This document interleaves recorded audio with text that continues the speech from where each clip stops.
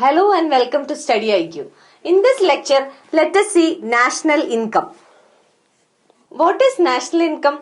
Every individual has certain income. I have some income, you also have some income. So likewise, a nation also has some income. So when we say income, this is measured in terms of some value. So what is this value? This value is the monetary value or the money value of something. So when we say national income, it is in terms of money or monetary value. This is one thing that you should remember. So by definition, national income is the money value of all the goods and services produced in a financial year. So the definition is that the total money value of all goods and services produced in a financial year. And when we say goods and services, you must understand that this is the final goods and services, not intermediate goods but final goods and services. Second thing, within a financial year, that means the time period is one financial year. Financial year in India starts from 1st of April to 31st of March. So these are the two things that you should keep in mind. First thing, it is final goods and services. Second thing, it is within a financial year. So when we see this definition, there can be two questions in your mind. Where are these goods produced and who produces these goods? So two questions can be where these goods are produced and who produces these goods and services.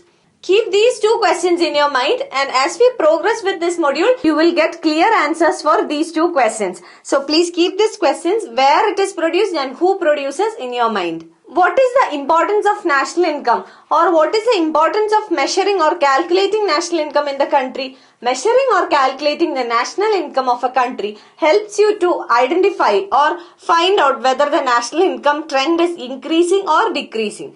Ideally, the national income of a country must increase. So ideally, an increase in national income is expected.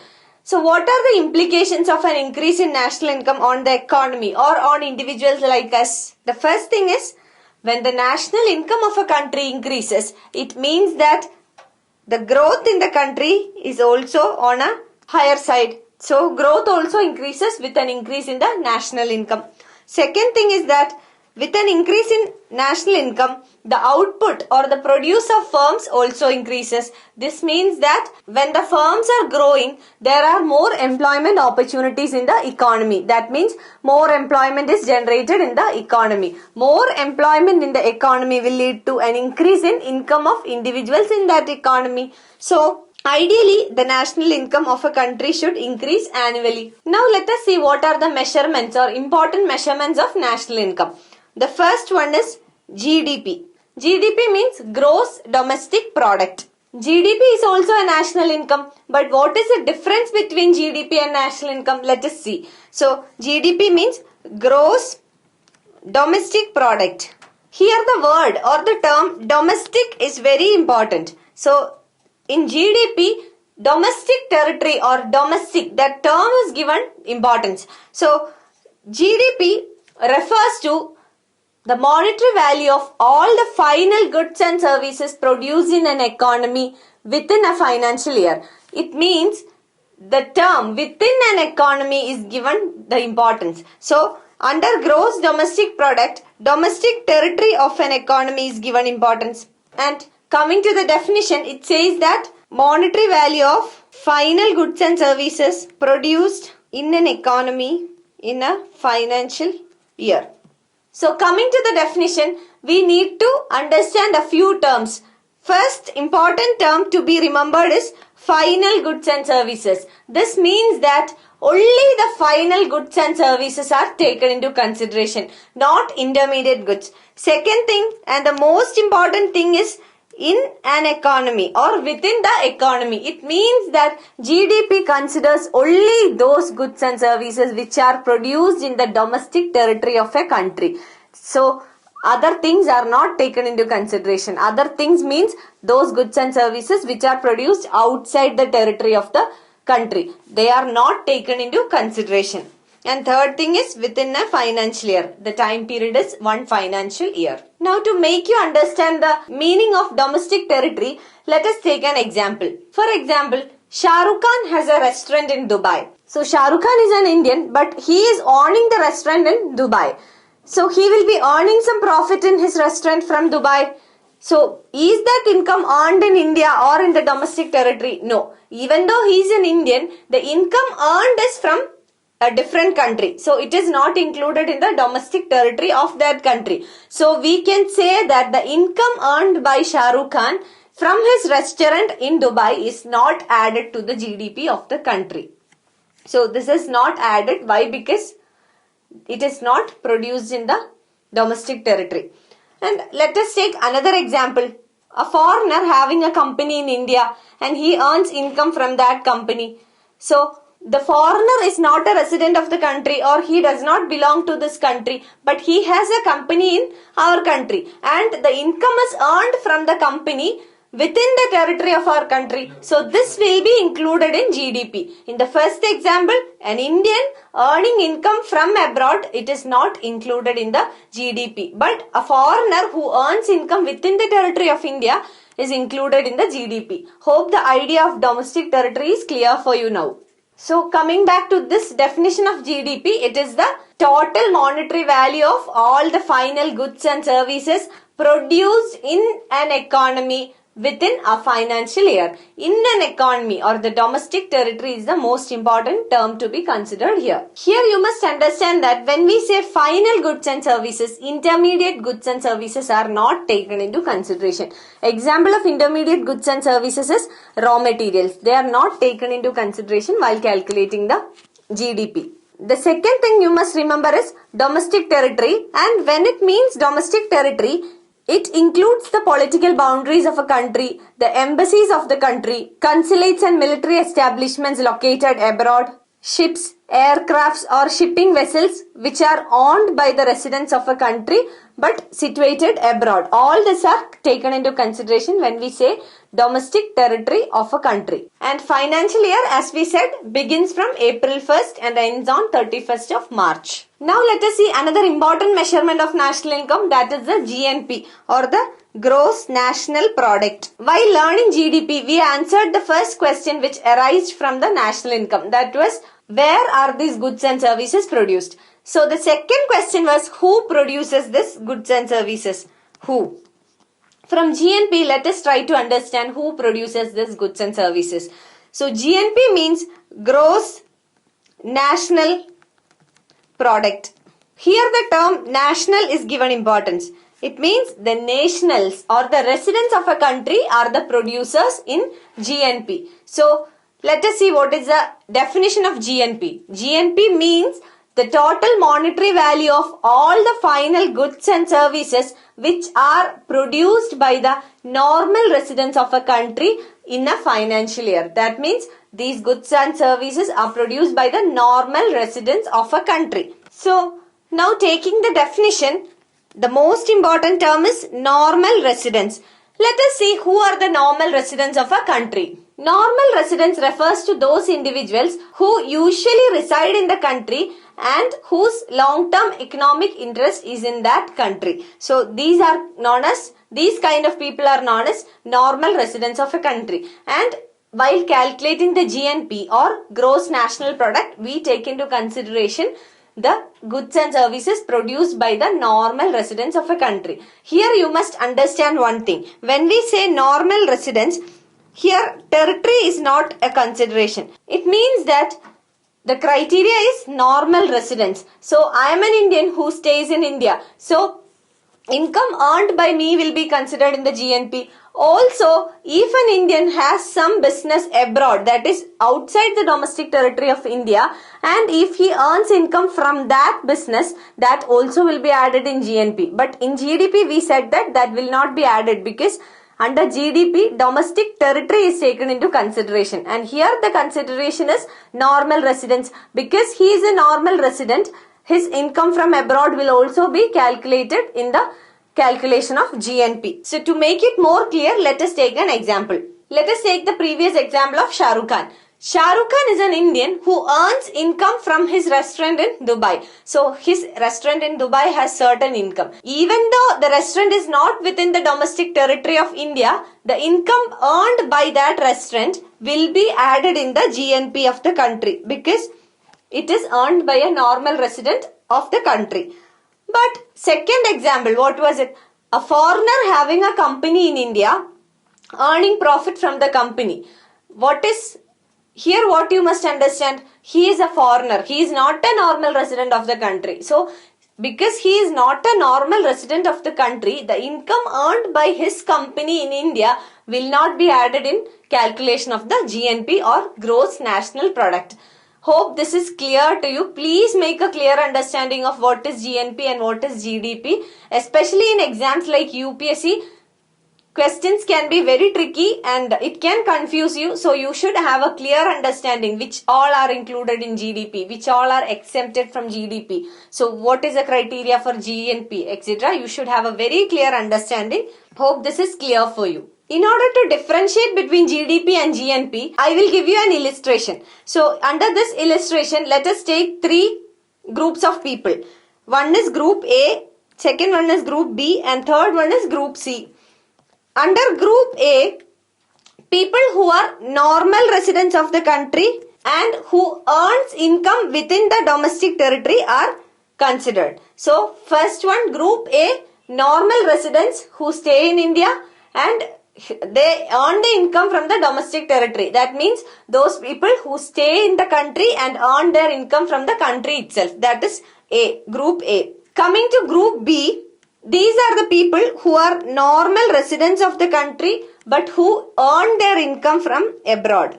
A person living in India but has some business in Dubai, but he is earning income from his business which is situated outside the territory of the country. Such people are considered in group B. Coming to group C, these are people who are non-residents of the country but earn their income from the domestic territory. For example, owners of multinational companies. They are not normal residents of the country. They are non-residents of the country but they earn income from our country. That is from the domestic territory of our country. Such people are included in group C. Now let us see which all groups belong to GDP and which all groups belongs to GNP. So under GDP we said that the criteria is domestic territory or importance is given to the domestic territory. So A and C gives importance to domestic territory. So A plus C will give you GDP. And coming to GNP, we said normal residency is the criteria. So A has normal residence, B also has normal residence. So A plus B will give you GNP. Now hope it is clear for you. So now we have seen what is GNP and what is GDP.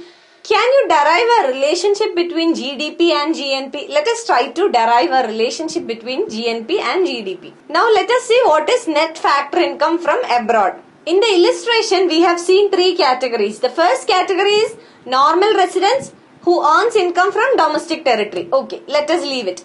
The second category was normal residents who earn income from abroad. So let us take B. Normal residents who earn their income from abroad, that is outside the domestic territory. And C, it was income earned by non-residents from domestic territory. If we subtract C from B, that is B minus C, we will get net factor income from abroad. So what is net factor income from abroad? When we subtract B minus C, B is normal residents earning income from abroad and C is non-residents earning income from the domestic territory. So this is net factor income from abroad, B minus C. Now let us come back to the relationship between GDP and GNP. If we add net factor income from abroad to the GDP of a country, we will arrive at the GNP of a country. GDP means the total monetary value of the goods and services which are produced in the domestic territory of a country within a particular year. And if we add the difference between B and C, we will derive GNP out of GDP.